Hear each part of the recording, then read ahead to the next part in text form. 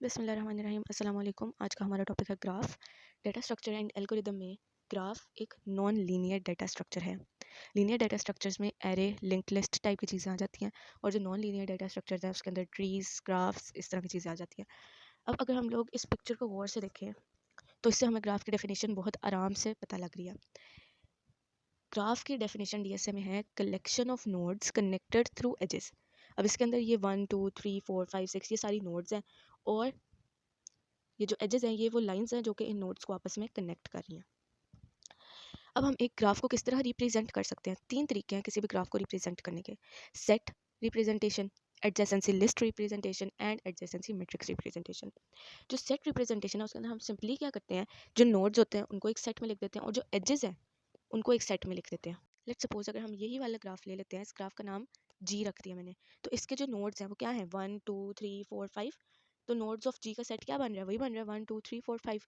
और जो एजेस हैं, अब गिन लेते हैं एजेस कितने हैं। एक 1 से 2 के बीच में है, एक 2 से 3 के बीच में है, एक 3 से 4 के बीच में है, एक 2 से 4 के बीच में है और एक 4 से 5 के बीच में है। तो 1 2 वो एज है जो कि 1 और 2 को कनेक्ट कर रहा है। 2 और 3 2 3 वो एज है जो कि 2 और 3 को कनेक्ट कर रहा है।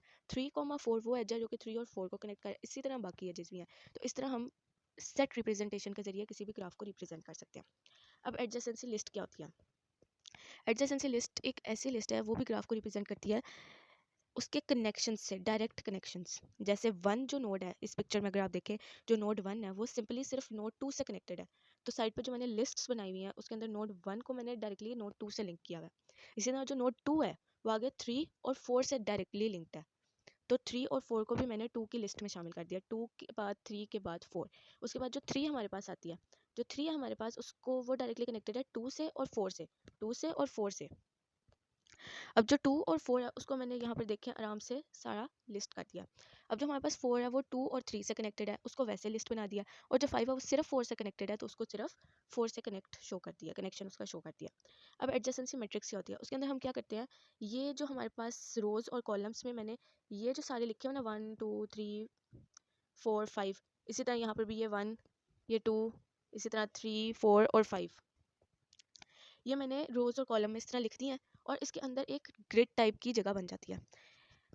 उसके अंदर हम क्या करते हैं, उन तमाम जगह पे 1 लिख देते हैं जहाँ पे कनेक्शन बन रहा है और बाकी सारी जगहों पर 0 लिख देते हैं। इसको हम अभी ड्रॉ करके देखते हैं।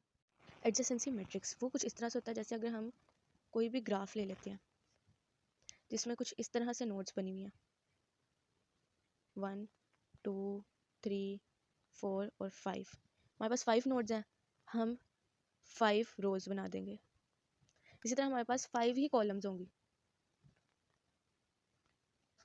अब इनके बीच में इस तरह लाइंस लगा देंगे ताकि एक मैट्रिक्स टाइप की चीज़ बन जाए। अब देखो क्या 1 1 से कनेक्टेड है? ऑब्वियसली नॉट, उसकी जगह आगे 0। 1 2 से कनेक्टेड है? यस, 1 आ गया। 1 3 से कनेक्टेड है? यस, 1 आ गया। अब 1 4 से कनेक्टेड है, डायरेक्टली कनेक्टेड? नो, तो यहाँ पे 0। और क्या 1 5 से डायरेक्टली कनेक्टेड है? नहीं, यहाँ पर भी 0 आ गया। इसी तरह जब हम 2 को देखेंगे तो 2 हमारे पास 1 से और 4 से कनेक्टेड है, 1 से और 4 से कनेक्टेड है, बाकी सारी जगह 0। जो 3 है हमारे पास वो 1 से और 4 से कनेक्टेड है, 1 से और 4 से, यस, बाकी सारी जगह पे 0। जो 4 है हमारे पास वो 3 से और 2 से कनेक्टेड है, 2 से और 3 से, बाकी सारी जगह 0। इसी तरह जो हमारे पास 5 है वो तो कनेक्टेड ही सिर्फ 2 से है, तो बाकी सारी जगह हम लिख देंगे 0। इस तरह से हम लोग एडजेसेंसी मैट्रिक्स के जरिए किसी भी ग्राफ को रिप्रेजेंट कर सकते हैं। ये सारी हमारे पास अब आ जाती हैं types of graph. Directed graph, undirected, connected, disconnected, cyclic, acyclic, directed acyclic and complete graph. Directed graph कुछ इस तरह का दिखता है जिसके अंदर एरोज आ जाते हैं। ये क्या करता है, ये पाथ को स्पेसिफाई कर देता है। जैसे 1 2 की तरफ जा सकता है लेकिन 2 दोबारा 1 की तरफ नहीं आ सकता। मतलब हम 1 से 2, 2 से 3, 3 से 5, 5 से 4, 4 से 8 इस तरह जा सकते हैं, लेकिन हम 8 से 4, 4 से 5, 5 से 6 इस तरह हम नहीं ट्रेवर्स कर सकते। ये ट्रेवर्सिंग के पाथ को स्पेसिफाई कर देता है कि हाँ आपको इसी डायरेक्शन में मूव करना है, इसके अलावा आप किसी डायरेक्शन में मूव नहीं कर सकते। लेकिन जो अनडायरेक्टेड ग्राफ होता है उसके अंदर कोई पाथ स्पेसिफिकेशन नहीं होती। जैसा कि आप देख रहे हैं इसके अंदर कोई एरो नहीं लगा हुआ। आप 1 से 2, 2 से 3, 3 से दोबारा 2, फिर 2 से 5, फिर 5 से 6, 6 से दोबारा 5, इस तरह आप किसी भी डायरेक्शन में ट्रेवर्स कर सकते हैं। ये आपके ट्रैवर्सिंग के पाथ को स्पेसिफाई नहीं करता। इसके बाद आ जाता है कनेक्टेड ग्राफ। कनेक्टेड ग्राफ कुछ इस तरह का होता है, ये नॉर्मल ग्राफ की तरह है, इसके अंदर हर नोड हर दूसरी नोड से कनेक्टेड है। मतलब कि अगर आप 1 से 8 तक ट्रैवर्स करना चाहते हैं, आप 1 से 8 तक चल के जाना चाहते हैं, आप आराम से चल के जा सकते हैं। कैसे? आप 1 से 2 पे जाएंगे, 2 से 3 पे, 3 से 5 पे, 5 से 8 पे। तो इसके हम लोग इसी तरह कोई भी नोड उठा लें और किसी दूसरी नोड की तरफ उसको ट्रैवर्स करना चाहें, हम कर सकते हैं। जैसे 6 है, 6 से हम 9 तक जाना चाहते हैं, तो 6 से 3 पे, 3 से 2 पे, 2 से 1 पे, 1 से 9 पे। इस तरह से हम आराम से ट्रैवर्स कर सकते हैं। लेकिन जो डिसकनेक्टेड ग्राफ होता है वो कुछ इस तरह का दिखता है। इसमें क्या होता है, इसके अंदर नोड्स अलग अलग होती हैं। अब ये एक ही नेटवर्क के पार्ट है, लेकिन ये बीच में इनके गैप्स आ गए हैं बिल्कुल, मतलब इनके बीच में इत्तेफाक नहीं है। मतलब कि हम 9 से 1 के पास नहीं जा सकते, हम 9 से 10 के पास जा सकते हैं, लेकिन 9 से 1 के पास नहीं जा सकते। अगला आ जाता है साइक्लिक ग्राफ। साइक्लिक ग्राफ कुछ इस तरह का ग्राफ होता है जिसके बीच में साइकिल्स बनते हैं। जैसे अब ये 1, 8 और 3, इन 3 नोड्स के बीच में साइकिल बन रहा है। 1, 8, 3 और 2, इन चारों के बीच में भी साइकिल बन रहा है।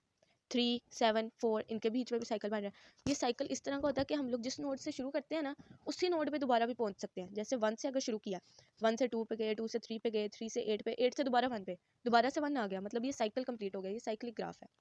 जो ए साइक्लिक ग्राफ होता है उसके अंदर कोई साइकिल नहीं बनता, उसके अंदर हम एक ही नोड पे दोबारा से नहीं पहुंच सकते। जैसे अगर मैं 1 से शुरू करूं तो मैं 1 पे दोबारा किसी सूरत नहीं आ सकती, मैं 2 पे जा सकती हूँ, 3 पे जा सकती हूँ, 4 पे, 6 पे, 9 पे, 11 पे, लेकिन 1 पे दोबारा नहीं जा सकती।